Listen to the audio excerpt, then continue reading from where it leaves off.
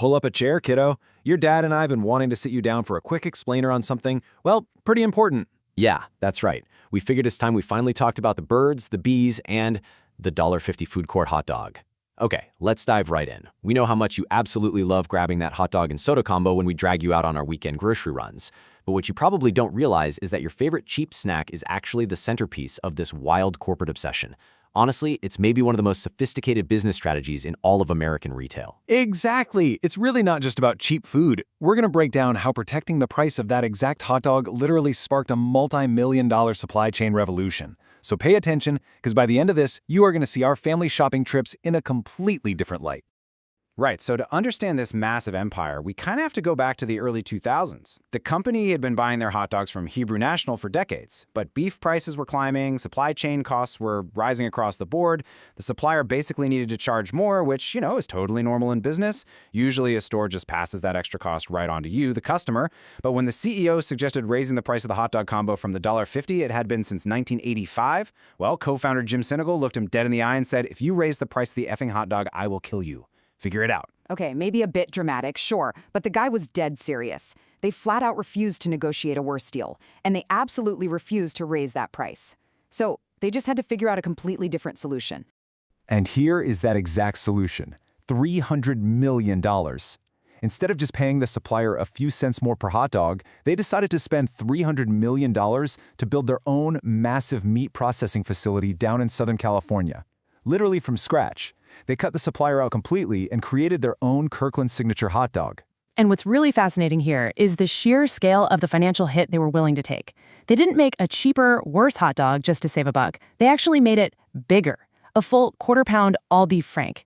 They completely absorbed all the costs of building an entire factory just so they could intentionally keep losing money on every single hot dog they sold. All right, moving on to Section 1, playing chess against inflation. It's all about controlling the board. See, while their competitors are out there playing checkers with their supply chains, basically panicking every single time the cost of beef or chicken goes up, this warehouse is playing a grand chess match.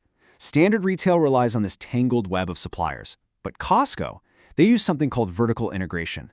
Think of it like doing an entire group project all by yourself.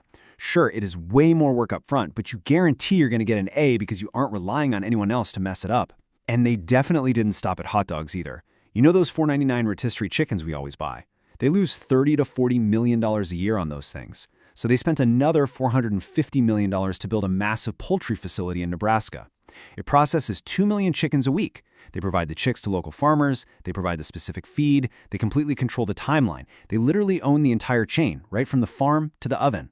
Which brings us to Section 2, the Netflix of retail. We're talking about a subscription model. So, if they're losing money on chickens and hot dogs, and they're barely making a dime on the kayaks and flat-screen TVs they sell, how do they even survive? Well, here is the absolute bombshell data. 75% of their operating profit, that's over $4 billion annually, comes strictly from those $65 or $130 plastic membership cards we carry around in our wallets. Basically, they don't care about making a profit on that giant tub of pretzels or the winter tires you end up buying. They just want you to pay that entry fee. It's exactly like how you pay a monthly subscription for your Xbox Game Pass just to get access to play a so-called free game. The actual profit comes from the membership itself, not the stuff inside the giant warehouse. And the brutal efficiency of this whole model is perfectly summed up in this one single number: 90%. That is their membership renewal rate. Year after year, 90% of people willingly pay that fee again. I mean, in the business world, that's a software retention rate. That is not a grocery store metric. So the really crucial point here is that those $1.50 hot dogs and $4.99 chickens are just proof. They are physical evidence, literally handed to you on a paper plate, that your $65 membership was totally worth it. The massive factories just guarantee that no economic crisis or random inflation can ever take that proof away from you. All right, Section 3, Shopper Psychology. It is time for a quick midpoint pop quiz. Put your phone down for a second. We've talked a lot about the supply chain, but now we really need to talk about what actually happens when you walk through those giant warehouse doors.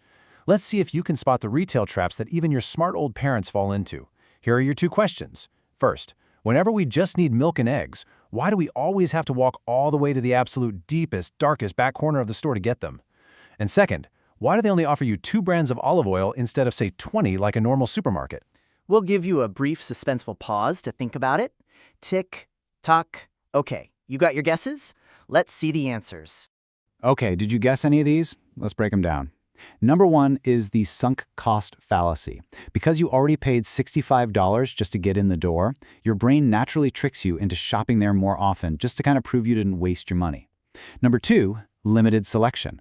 They only carry about 3,700 items, whereas a Walmart carries over 100,000.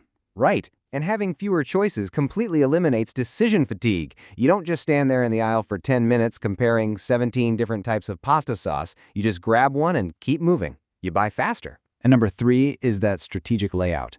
Putting the milk way in the back intentionally forces you to walk past this massive gauntlet of furniture, electronics, and snacks that you absolutely never intended to buy. Which leads perfectly into Section 4, the treasure hunt trap, getting lost on purpose.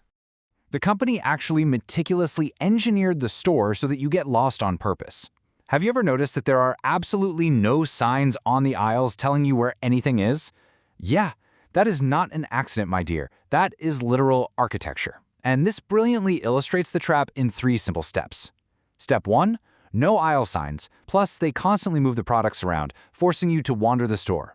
Step 2, as your dad just mentioned, limited choices mean you aren't tired from making a million decisions, so you actually move through the aisles pretty quickly. Step 3, impulse buying skyrockets. This is exactly why your mom and I will go in on a random Tuesday night just for milk and paper towels, and somehow we leave with a winter jacket, a brand new TV stand, a massive tub of mixed nuts, and a $200 receipt.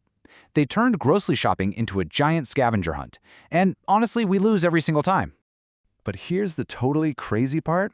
We don't even feel bad about that $200 receipt. And why is that? Because of the strict internal rule. Absolutely no product is ever marked up more than 14 to 15%. Normal grocery stores mark things up 25 to 50%. If Walmart tried capping their profits at 15%, Wall Street would completely destroy their stock. But because this warehouse makes its real money on the actual membership, they can afford to keep margins razor thin. Because everything actually is a pretty darn good deal, your psychological resistance to spending drops basically to 0. You inherently trust them, so you just keep throwing random things in the cart. Mom, Section 5, are we being manipulated? Taking a look at the closed-loop system. Look, they've essentially created a perfectly closed-loop system. They control the farms, they control the layouts, and they control your psychology. The loss leaders protect the membership's value.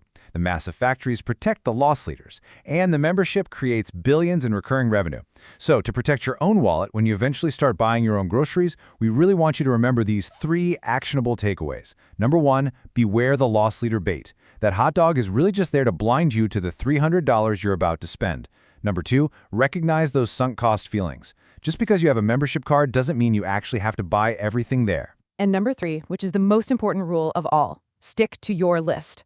Put your blinders on, march straight to the back corner for your milk, and avoid the treasure hunt at all costs. Seriously, do not even look at the patio furniture. So as we wrap up this explainer, we really want to leave you with one final thought. Is this the absolute most brilliant business architecture ever designed in American commerce? Or is it just masterful psychological manipulation? When you walk through those big warehouse stores for a cheap hot dog and somehow walk out with a brand new flat-screen TV, who is really in control? Is it you, or is it the warehouse? Think about that the next time you ask me for $1.50 at the food court. Thanks for sitting through our lesson today, kiddos. Stay sharp out there.